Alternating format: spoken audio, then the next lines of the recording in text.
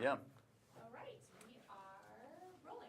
Okay, this is Kevin at the Writers Guild Foundation. We're here with John and Austin, who created the superb movie Kill Your Darlings. Welcome, guys. Thank you. Thank you for having us. So you guys were college roommates. Yeah. Yes. And John, you told me earlier that you guys have been working on this movie for 10 years now. Mm-hmm. Can you believe it? Can you tell me a little bit about the process? Oh my gosh, I think this film starts my freshman year of college when I would go to the campus bookstore and just scan the lines of poetry collections until I could find the Ginsberg poetry. Because as we've been talking about, as a young, gay, closeted, creative writer from New Jersey, Allen Ginsberg just meant the world to me.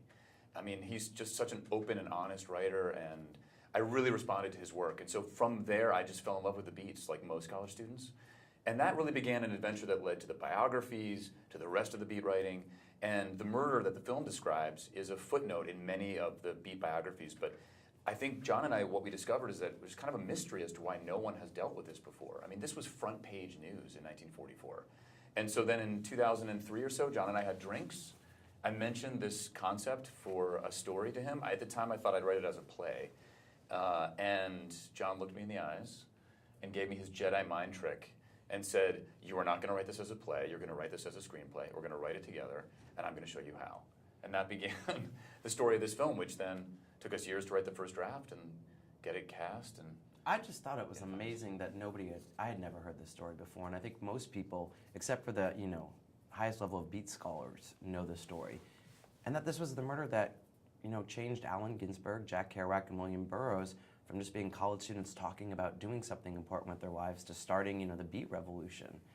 And yes, it's a college story, and it harkened back to our time together at college, and just that feeling of I think we've all had that feeling of being 18, being 19, and knowing you want to do something important with your life, knowing you want to do something unique and authentic and leave your mark on the world. And then these guys actually did it. And yeah, when Austin came to me with the idea, at that point he was writing a lot of short stories that were getting published, and he was getting some renown, and he was studying playwriting. But I remember from reading his first script when we were 19 years old, that inside of him he had a screenwriter. So really, I wasn't encouraging my own dreams to be a director by convincing him to write the screenplay. I was pulling out his own secret. All characters have a secret dream. His secret dream was to be a screenwriter. Now you. He announced it on page 3 in college, and so the point where we started writing was the page 12. Right. okay. Right. The catalyst. The turn into action. Exactly. The Yeah, catalyst. the Turn to catalyst. action. Yeah. Now you went on after college. You went on. You made some shorts, and you worked in film, and you worked in Austin. You worked as a journalist. Yeah. And all this time you were working on this script. Now, there's a lot of writers out there who have scripts that they've been working on for years. Yeah. What was it about this, and how did you manage to say to yourself, okay, we're going to stick with this. We're not going to let it go. John, you talk about kind of the things that make you want to sit down and write, and I think we share them, but the feeling of anger, actually, like feeling angry that at a certain point in American history, you could get away with killing a gay man if you portrayed him as a predator. And that just seemed to us like a kind of ironic turn. These writers, these beloved writers from the 20th century, who represented so much honesty and transgression, and Ginsberg himself, especially as a model of a gay person who was kind of out and unafraid, could at the very heart at one point in time be involved in this trial. Seemed to us like a really interesting contradiction. And so when you have that little nugget, you just keep going back to it. Also for me, just on an emotional level, it was the chance of, writing with my best friend and collaborating. We had shared each other's works all through college and through our 20s, and the chance to actually get to work with each other was really poignant to me. And yeah, as Austin said, there has to be something in it that really just keeps me up at night. And, you saw the movie. And as Austin said, you could literally get away with murder by portraying your victim as a gay man. And that to me was the thing when I wanted to give up, when I was so tired and struggling to get this movie made that could reignite the creative fire inside of me. But no, this was something like the band Postal Service. We were living in different cities at the time, and we would send it back and forth and just keep playing with it with each other. And I think, we were insecure. Was it there? Is it ready? Like most writers are.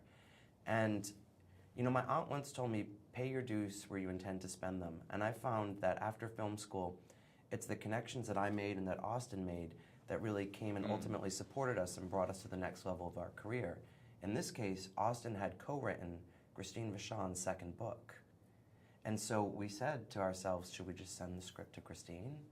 And we did, and I figured it would just be, one script in a pile of 100 sitting on her desk. But one of the most, the first big, real moment, beautiful moment of my career was when Christine Vachon all of a sudden called me and flew out to Los Angeles to meet with me and to convince us that she should be the producer for this movie. Wow. Now speaking of Lucian Carr sort of dutifully tried his best to remove himself from the history of the entire situation. He successfully got himself undedicated, got Howl undedicated to him, yet he's still in Howl. He's still mentioned in it. Was it difficult for you guys? Ginsberg, Kerouac, Burroughs, all these guys have. There's volumes of material out there, but Lucian Carr, as you guys said, not a lot of people remember it. Not a lot of people know about it. Now, when you form that character in the script, did that present a challenge for you?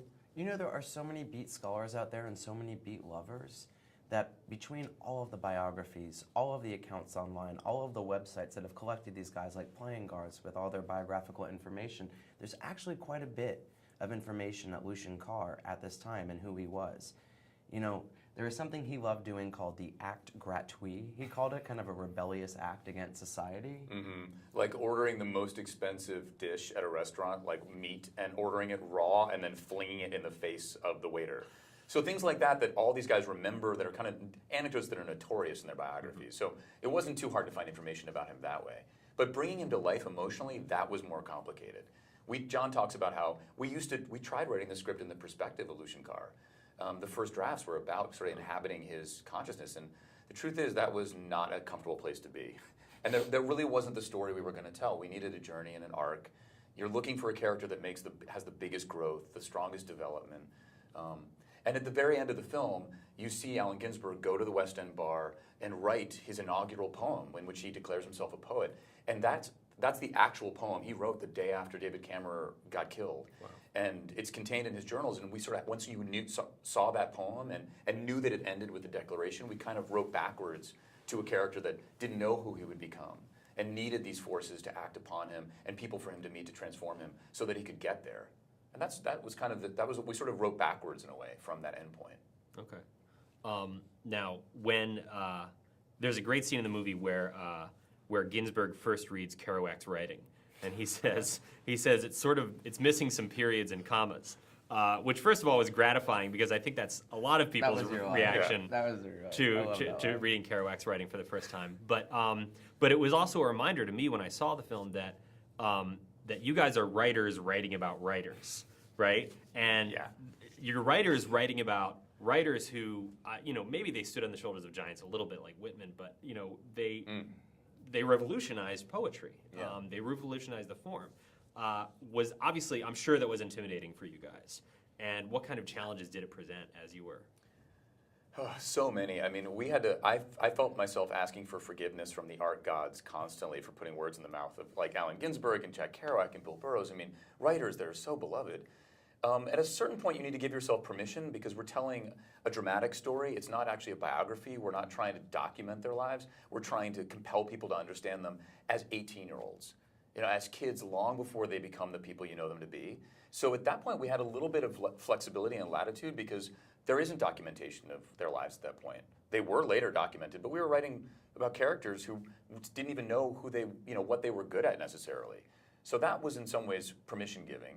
I was incredibly intimidated at first because, being the good academics that we are, we did read all of the biographies, and there's just so much information out on these guys.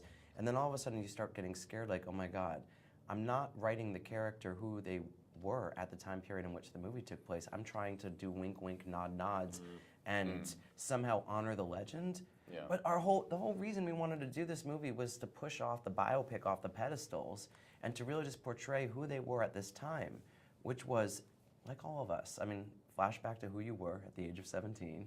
I know, only for 10 seconds. And that insecure 17-year-old is still inside of all of us. But we change as people. We become more confident. We adapt new styles, etc.